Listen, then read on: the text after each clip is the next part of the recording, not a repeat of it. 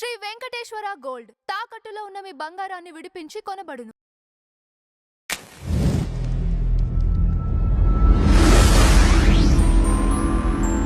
Sir నమస్కారం. నమస్తే అండి. సార్ తాప్సీ హీరోయిన్ ఎప్పుడైతే సౌత్ నుంచి నార్త్‌లోకి వెళ్ళటం అంటే బాలీవుడ్‌లోకి వెళ్ళిన తర్వాత కంటిన్యూయస్‌గా సౌత్ ఇండస్ట్రీ పైన కొన్ని కాంట్రోవర్షియల్ స్టేట్మెంట్స్ చేయటం. ఇది కొత్తేం కాదు. ఇది మళ్ళీ మరొకసారి కాంట్రోవర్షియల్ స్టేట్మెంట్స్ చేయటం. అంటే ఆవిడ ఆవిడ అభిప్రాయాలు ఆవిడకి చెప్పే హక్కు ఉంది అని భావించాలా? లేదంటే బురద జల్లే ప్రయత్నం అంటారా? అంటే ఆవిడ మాట్లాడుతున్నటువంటి ధోరణిలోనే ఒక గందరగోళం ఉంది. ఓకే.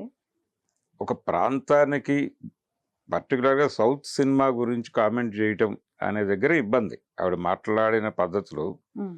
సౌత్ సినిమా ధోరణి ఇది అని ఆవిడ రాఘవేంద్రరావు గారి గురించి మాట్లాడినప్పుడు కూడా హ్మ్. ఎందుకు సౌత్ సినిమా ప్రస్తావన వస్తుంది ఆవిడ ఏ ఇంటర్వ్యూలో కూర్చున్నా అంటే, ఆవిడ ప్రారంభము ఆవిడకి గుర్తింపు తీసుకొచ్చింది సౌత్ ఇండియన్ సినిమానే. అవును. ఆ సినిమా పర్టికులర్‌గా మంచు మోహన్ బాబు గారి బ్యానర్ నుంచి వచ్చింది 'జుమ్మంది నాదం' అనే సినిమా. హ్మ్. ఆ సినిమా ద్వారా ఆవిడ ఆడియన్స్‌కి కనెక్ట్ అయింది. కాబట్టి అక్కడ నుంచి మొదలైన ప్రయాణం మీద ప్రశ్న వస్తుంది అటునుంచి ఏ ఇంటర్వ్యూలో కూర్చున్నా.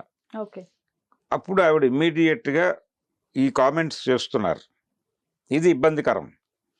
అంటే ఆవిడ ఈరోజు తాజాగా ఒక సినిమా ప్రమోషనల్ ఇంటర్వ్యూలో భాగంగా మాట్లాడుతూ హ్మ్. South cinema more commercial elements ఉంటాయి. వాళ్ళు కథకి ప్రాధాన్యత ఇవ్వరు. అలాగే ఒక సామాజిక అంశం చెప్పడం మీద దృష్టి పెట్టరు.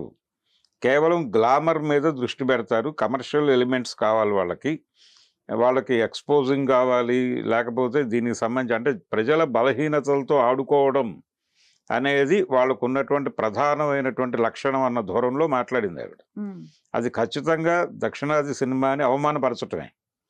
అంటే ఆవిడ చెప్తున్నట్టు బాలీవుడ్ సినిమా ఏమైనా అద్భుతంగా నడిచిందా అనేది చూసుకుంటే, బాలీవుడ్ సినిమాలో కూడా మంచి సినిమాలు ఉన్నాయి. ఈవిడ చెప్తున్న తరహా సినిమాలు కూడా అనేకం ఉన్నాయి. యెస్. అంటే అందరు దర్శకులు అక్కడ కమర్షియల్ డైరెక్టర్లు చాలామంది ఉన్నారు. చోప్రా గారు ఉన్నారు, మన్మోహన్ దేశాయ్ ఉన్నాడు, ఇలా సిప్పి గారు ఉన్నారు. వారు తీసినటువంటి సినిమాల్లో ఈవెన్ రాజ్ కపూర్ తీసినటువంటి సినిమాల్లో కూడా ఎక్స్‌పోజింగు దీనికి సంబంధించినటువంటి లిమిట్స్ దాటి వెళ్ళిన సందర్భాలు అనేకం ఉన్నాయి. ఓకే. అయితే ఆయన కూడా సెన్సిబుల్ సినిమాలు చాలా తీశాడు. అక్కడ కూడా శాంతారాం లాంటి కళాత్మక దర్శకులు కూడా ఉన్నారు. అలాగే కమర్షియల్ డైరెక్టర్లు ఉన్నారు. హ్మ్. హ్మ్. అలాగే అద్భుతమైనటువంటి హాస్యరసం పండించినటువంటి బసు చటర్జీ లాంటి డైరెక్టర్లు కూడా ఉన్నారు. ఇలా అందరూ అక్కడ ఉన్నారు, ఇక్కడ ఉన్నారు. ఇక్కడ బిఎన్ రెడ్డి గారు ఉన్నారు. ఆయన తీసినటువంటి అపురూపమైనటువంటి కళాఖండాలు, ఆయన చేసినటువంటి 'బంగారు పాప' సినిమా మొదటి స్వర్ణ కమలానికి విపరీతమైన పోటీ ఇచ్చిన సినిమా. అది అనివార్యంగా అంటే 'పదేర్ పాంచాలి' ఇది పోటీ పడినప్పుడు అక్కడ సత్యజిత్ రే వైపు మొగ్గు చూపారు వారు. చూపి ఆ సినిమాకిచ్చి సినిమాకి సెకండ్ ఇచ్చారు. ఇవ్వటం వలన తర్వాత దాన్ని కాంపన్సేట్ చేస్తూ ఆయనకు దాదాసాహెబ్ ఫాల్కే అవార్డు ఇచ్చారు బిఎన్ రెడ్డి గారికి. ఈ చరిత్ర అందరికీ తెలుసు. కాబట్టి మంచి సినిమాలు అక్కడ ఉన్నాయి, గొప్ప సినిమాలు ఉన్నాయి, చెత్త సినిమాలు కూడా ఉన్నాయి అక్కడ. లేవని ఎలా అంటారు వీళ్ళు? రీనా రాయ్ లాంటి అద్భుతమైనటువంటి ఆర్టిస్ట్‌తో కేవలం ఎక్స్‌పోజింగ్ చేయిస్తూ క్యారెక్టర్లు డిజైన్ చేసిన డైరెక్టర్లు అక్కడ కూడా ఉన్నారు కదా! హ్మ్. ఇక్కడ ఉన్నారు. ఇప్పుడు ఇక్కడి నుంచి వెళ్ళినటువంటి ఆర్టిస్టులను ఇబ్బందికరంగా చూపించిన పరిస్థితి అక్కడ ఉంది. అంటే జయప్రద, శ్రీదేవి వీళ్ళు మాత్రమే కాదండి. ముందు తరంలో హేమమాలిని ఇక్కడి నుంచి వెళ్ళిన ఆర్టిస్టే. వాహిదా రెహమాన్ ఇక్కడి నుంచి వెళ్ళిన ఆర్టిస్టే. పద్మిని ఇక్కడి నుంచి వెళ్ళిన ఆర్టిస్టే. ఓకే. వాళ్ళని ఎక్స్‌పోజ్ చేస్తూ అనేక సన్నివేశాలు, పాటలు చిత్రీకరించిన చరిత్ర ఉంది అక్కడ. వాళ్ళు ఏ రోజున మీడియా ముందుకొచ్చి బాలీవుడ్ సినిమా మా మా గ్లామర్ మీద బతికింది అని ఏ రోజున క్లెయిమ్ చేసుకొని మాట్లాడలేదు కదా! అంటే వీళ్ళతో ఇక్కడి నుంచి వెళ్ళినటువంటి సౌత్ డైరెక్టర్లు కూడా సినిమాలు తీశారు. కానీ సౌత్ డైరెక్టర్ల సినిమాల్లో మాత్రమే నటించలేదు. ఈవెన్ జయప్రద కూడా. అక్కడ బాలీవుడ్ డైరెక్టర్లు మన్మోహన్ దేశాయ్ గారి సినిమాల్లో కూడా యాక్ట్ చేసింది ఆవిడ. ఒక కంప్లెయింట్ ఉంది. అంటే ఆవిడ ఈ సినిమాల్లో తెలుగు సినిమాల్లో కనిపించిన ధోరణికి, దేశాయ్ గారి సినిమాల్లో కనిపించే ధోరణికి హ్మ్. చాలా తేడా ఉంటుంది అని ఓపెన్‌గా మాట్లాడిన వాళ్ళు చాలామంది ఉన్నారు. కానీ ఆవిడ మాట్లాడలేదు ఎప్పుడు. ఓకే. ఆవిడ ఎవరిని తక్కువ చూపించి మాట్లాడలేదు. ఏ క్షణం కూడా. ప్రతి డైరెక్టర్ గురించి ఆవిడ గొప్పగానే మాట్లాడింది. అందుకని ఇక్కడ ఇప్పుడు ఆవిడ కంప్లైంట్ చేసినటువంటి మొదటి కంప్లైంట్ ఆవిడది రాఘవేంద్రరావు మీద. రాఘవేంద్రరావు గారు ఆయన మోర్ గ్లామర్ మీద దృష్టి పెడతారు. ఆ రోజున ఆ పళ్ళు పూలు అవన్నీ వాడటం అది నాకు చాలా ఎంబ్రాసింగ్గా అనిపించింది అని మాట్లాడి తర్వాత సారీ చెప్పింది ఆవిడ. కానీ ఆవిడ కొంచెం స్టడీ చేయాలి కదా రాఘవేంద్రరావు సినిమా కెరీర్ ఏమిటి అని. ఆయన అద్భుతమైన సెన్సిబుల్ సినిమాలు చేసున్నటువంటి డైరెక్టర్. ఆయన ట్రాక్ రికార్డులో ఇలాంటి సినిమాలు కొన్ని ఉన్నాయి. అలాగే ఈ పూలు పళ్ళు వాడటం అనేది ఆయన ప్రారంభ చిత్రం నుంచి మొదలైనటువంటి వ్యవహారం కాదు, మధ్యలో వచ్చింది. ఆయనకు కూడా ఇన్స్పిరేషన్ రాజ్ కపూరే. కాబట్టి ఆయన చేసినటువంటి సెన్సిబుల్ సినిమాల పరిస్థితి ఏంటి? నిండు నూరేళ్ళు అనేటువంటి సినిమా ఆయన చేశాడు రాఘవేంద్రరావు గారు. స్కిజోఫెర్నియాతో బాధపడేటువంటి ఒక అమ్మాయి తన జీవితంలోనూ పక్కింటి వాళ్ళ జీవితాల్లోనూ ఎంత కల్లోలం రేపుతుంది అనే ఒక అంశాన్ని తీసుకుని అద్భుతమైనటువంటి సినిమా తీసి ఆమె కథ అనే పేరుతో రిలీజ్ చేసిన చరిత్ర ఉంది ఆయనకి. జయసూజతో చేశారు ఆయన. అలాగే అనేక సినిమాలు, ప్రేమలేఖలు అనే సినిమాకి ఆయనే డైరెక్టరు. కల్పన అనే సినిమా ఆయన దగ్గర నుంచి వచ్చిందే. జ్యోతి సినిమా ఆయన డైరెక్ట్ చేసిందే. అనేక సెన్సిబుల్ సినిమాలు ఉన్నాయి ఆయన చరిత్రలో కూడా. సత్యభామ అనేటువంటి భాగ్యరాజ కథని ఆయన తెలుగులో చంద్రమోహన్ జయసూదలతో తీశాడు. అందులో ఎక్కడ కమర్షియల్ ఎలిమెంట్స్ ఆవిడ చెప్తున్న పూలు పళ్ళు తరహా పాటలు ఉండవు. కాబట్టి కొన్ని సినిమాలలో ఆ సినిమా హైట్స్ తీసుకెళ్ళడానికి దాని గ్లామర్ కోసం ఇలాంటి ప్రయత్నాలు ప్రయోగాలు చేసి ఉండొచ్చు. కానీ ఆయన్ని అక్కడే కట్టేసి మాట్లాడటం దుర్మార్గం. ఎవరినైనా దాసరి నారాయణరావు గారు ఆయన చేసిన సినిమాల్లో కూడా కొన్ని గ్లామర్ సన్నివేశాలు ఉన్నాయి. ఆయన డ్రామాకి అత్యధిక పెద్దపీట వేసే డైరెక్టర్ అయినప్పటికీ ఈవెన్ విశ్వనాథ్ గారి సినిమాల్లో కూడా అలాంటి సంఘటనలు అలాంటి దృశ్యాలు మీద ఒక క్రిటిసిజం ఉంది. కానీ మేజర్గా ఆయన చెప్పదలుచుకున్నది ఏమిటి ఆ సినిమాల ద్వారా? ఆయన్ని బాలీవుడ్ ప్రొడ్యూసర్లు బాపు గారిని విశ్వనాథ్ గారిని వీళ్ళని తీసుకెళ్ళి ఆ సినిమాలు డైరెక్ట్ చేయించుకున్నారు కదా. తెలుగు ప్రొడ్యూసర్లు మాత్రమే కాదు, బాలీవుడ్ నుంచి అనేక మంది వచ్చి వీళ్ళని తీసుకెళ్ళి సినిమాలు చేయించుకున్న చరిత్ర ఉంది. కాబట్టి సౌత్ ఇండియన్ సినిమాల్లో కథలు ఉండవు, ఏవి ఉండవు, ఇది మాట్లాడటం దుర్మార్గం. ఇక్కడ సెన్సిబుల్ సినిమాలు తీసినటువంటి బి నరసింహరావు గారు ఉన్నారు. అలాగే ఆదుర్తి సుబ్బారావు గారు, అక్కినేని నాగేశ్వరరావు గారు కలిసి మనం టోటల్గా కమర్షియల్ వేవ్లో పెడుతున్నాము, ఇది కరెక్ట్ కాదు, సమాజం కోసం మనం కొన్ని సినిమాలు చేయాలి, మనం అక్కడ డబ్బులు సంపాదించుకుంటున్నాం కాబట్టి డబ్బులు పోయినా పర్వాలేదని కొన్ని సినిమాలు చేద్దామని అనుకుని సుడిగుండాలు, మరో ప్రపంచం లాంటి సినిమాలు తీసిన చరిత్ర ఉంది. ఇది అంటే ఆ చరిత్ర ఏమిటి, అక్కడ ఉన్నటువంటి డైరెక్టర్లు ఎవరు, ప్రొడ్యూసర్లు ఎవరు, దాని గురించిన కనీసపు అవగాహన లేకుండా మాట్లాడినటువంటి మాటలు ఇవి. బ్రాండ్ చేయటం అనేది కరెక్ట్ కాదు. సౌత్ నుంచి, మలయాళం నుంచి అద్భుతమైన సినిమాలు తీశారు, తమిళ్ నుంచి అద్భుతమైన సినిమాలు తీశారు. ఇక్కడ నుంచి వచ్చినటువంటి కథలతో అక్కడ సినిమాలు తీసి వెలిగినటువంటి చరిత్ర ఉంది. అందుకని సౌత్ సినిమాని చిన్న చూపు చూస్తూ మాట్లాడటం అనేది డెఫినెట్గా అది క్షమించరాని తప్పే. ఆవిడ మళ్ళీ సారీ చెప్పచ్చు. ఆ రోజున రాఘవేంద్రరావు గారికి సారీ చెప్పినట్టే ఇప్పుడు సౌత్ సినిమాకి సారీ చెప్పచ్చు. నిజానికి సౌత్ సినిమా డైరెక్టర్లు, ప్రొడ్యూసర్లు, ఆర్టిస్టులు కొంచెం సీరియస్గా పట్టించుకొని రియాక్ట్ అవ్వాల్సినటువంటి సందర్భమే.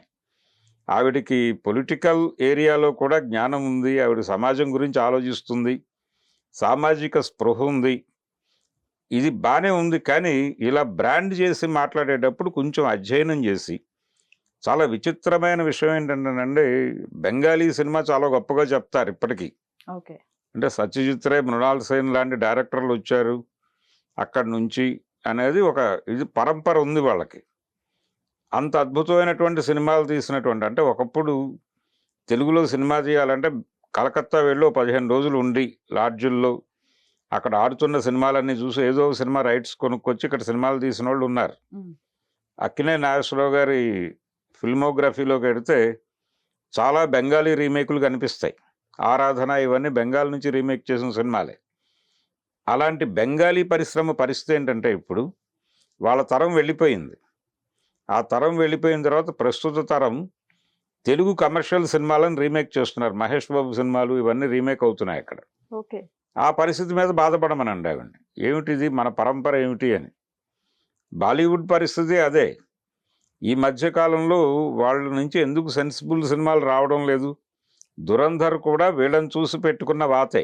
ఉమ్, అలాగే షారుఖ్ ఖాన్ కూడా సౌత్ సినిమాలకి ఎందుకు అక్కడ ఎక్కువ డబ్బులు వస్తున్నాయి అనేది గమనించే ఆయన పఠాన్ సినిమాలో ఆ తరహా క్యారెక్టర్ చేశాడు.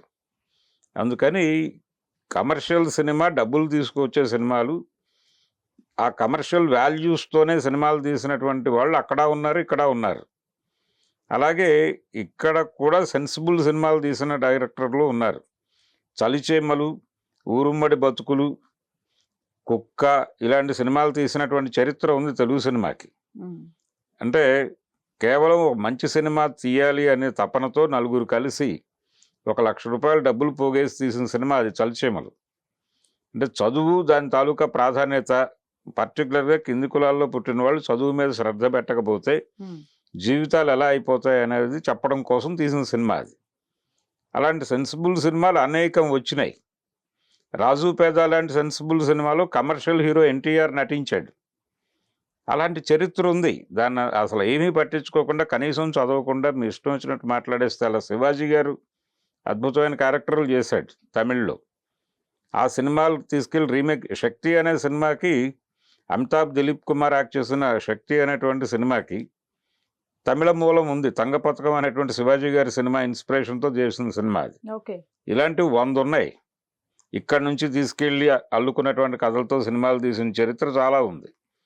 ఇవేవి తెలియకుండా సౌత్ సినిమా ఏమీ లేదు, వాళ్ళు జస్ట్ కమర్షియల్, వాళ్ళు ఎక్స్పోజింగ్ మీద బతుకుతారు, హీరోయిన్స్ని ఉమ్, చూపించడం ద్వారానే, స్కిన్ షో ద్వారానే వాళ్ళ జీవితాలు నడుస్తాయి. ఇవన్నీ అవి ఇక్కడ ఉన్నాయి, అక్కడ ఉన్నాయి. ఇక్కడ నుంచి వెళ్ళిన హీరోయిన్లు అక్కడ సఫర్ అయిన సందర్భాలు కూడా ఉన్నాయి. yes. కాబట్టి ఆవిడ కొంచెం చూసి మాట్లాడాలి. ఈ మధ్య ఆవిడ ఇంకొక మాట మాట్లాడారు. ఒక ఈవెంట్లో ఆవిడ ఒక టీవీ షోలో పార్టిసిపేట్ చేసిన సందర్భంగా ఉమ్, మీకు నచ్చిన పొలిటీషియన్ ఎవరు అనే ప్రశ్న వచ్చింది అటు నుంచి. అక్కడ నరేంద్ర మోడీ, రాహుల్ గాంధీ వాళ్ళ ఫొటోస్ డిస్ప్లే అయినప్పుడు ఆవిడ నరేంద్ర మోడీ ఫోటో వైపు చూపించింది. చూపించి వెంటనే ఒక కామెంట్ చేసింది, నేను ఈ దేశంలో బతకాలి కదా అని.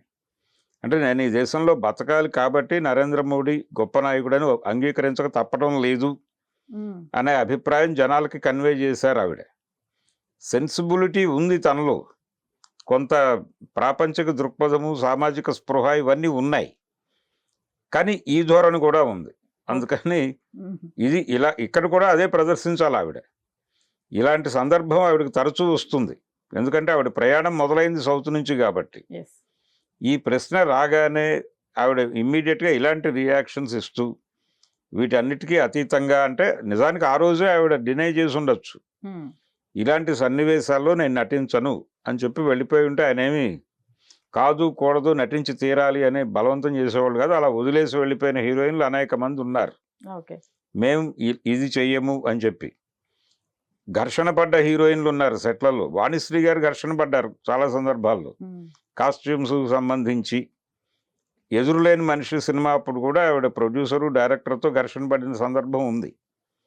ఇవన్నీ ఉన్నాయి, ప్రతి చోట ఉన్న గొడవలే, ఇవేమి కొత్తవి కాదు, విచిత్రమైన విషయాలు కాదు, కేవలం సౌత్కు పరిమితమైన విషయాలు అంతకంటే కాదు.